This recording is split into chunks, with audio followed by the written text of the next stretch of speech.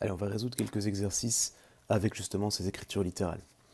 Bon, la somme de 3 multiples de 5 consécutifs. Je ne vais même pas lire plus loin, j'ai déjà commencé par écrire ces fameux multiples de 5 consécutifs. Le premier sera donc 5n, multiple de 5. Le suivant, 5n plus 5, puisque pour passer d'un multiple de 5 à l'autre, c'est 0, 5, 10, 15, etc. Donc on fait chaque fois plus 5. Et le suivant, je fais encore une fois plus 5, donc ça me fait 5n plus 10. Je veux trouver ces valeurs-là. Bon, je sais en tout cas que leur somme vaut 90. Bon, je peux l'écrire ici en dessous. 5n plus 5n plus 5 plus 5n plus 10, ça vaut 90. Alors, ce que je vais commencer par faire pour résoudre ceci, c'est réduire les termes semblables. J'ai 5n plus 5n plus 5n, ça me fait donc 15n. J'ai également 5 plus 10. 5 plus 10, ça fait 15. Tout ça est bien sûr égal à 90. Bon, je vais me débarrasser de ce plus 15. Je vais me débarrasser de ce plus 15 en faisant moins 15 dans les deux membres de l'égalité. Ici, il me reste donc 15n. 90 moins 15, ça me fait 75. Bon, ça c'est bien, sauf que moi je voulais pas 15n, j'en voulais... alors je peux faire directement 5n ou bien je peux faire n. Dans ce cas-ci, je vais chercher 5n, parce que regardez, moi c'est 5n que je veux. Alors, pour passer de 15n à 5n, c'est très facile, je n'ai qu'à diviser par 3. Du coup, 75 divisé par 3, ça me fait 25. Alors, je vais pouvoir compléter ma solution. 5n, je viens de trouver la valeur. 5n, c'est 25. 5n plus 5, donc 25 plus 5. 25 plus 5, ça fait 30. Et enfin 25n plus 10, donc 25 plus 10, ça fait 35.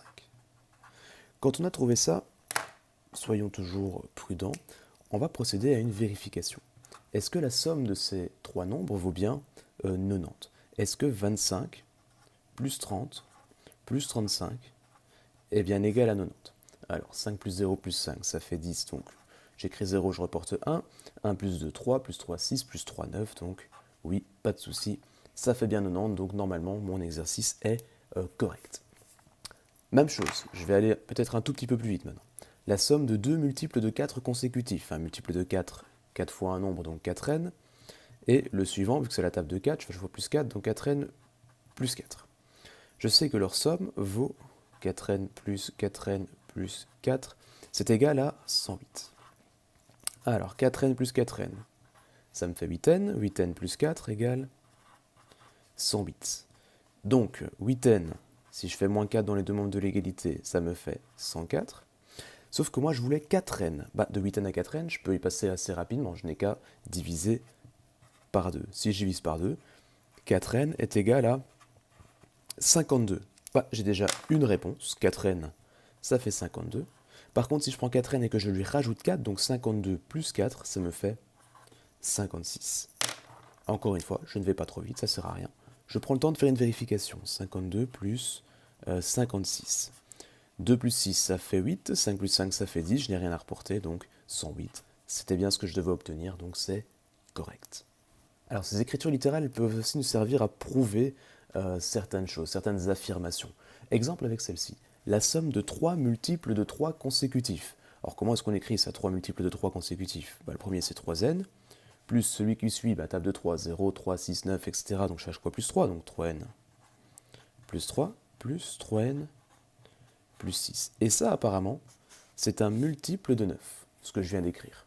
Ok, pourquoi pas, je vais vérifier. Alors, 3n plus 3n plus 3n, ça me fait 9n. 3 plus 6, ça me fait 9.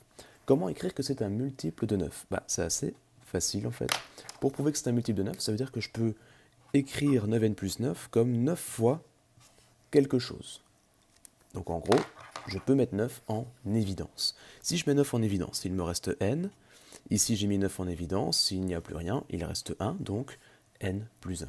Je vérifie, 9 fois n, 9n, 9 fois 1, 9. J'ai pu écrire 3n plus 3n plus 3 plus 3n plus 6 sous la forme d'un multiple de 9. Donc mon affirmation, elle était bien correcte. La suivante, la somme de deux nombres impairs consécutifs est un nombre pair. Alors deux nombres impairs. Un premier nombre impair serait 2n plus 1.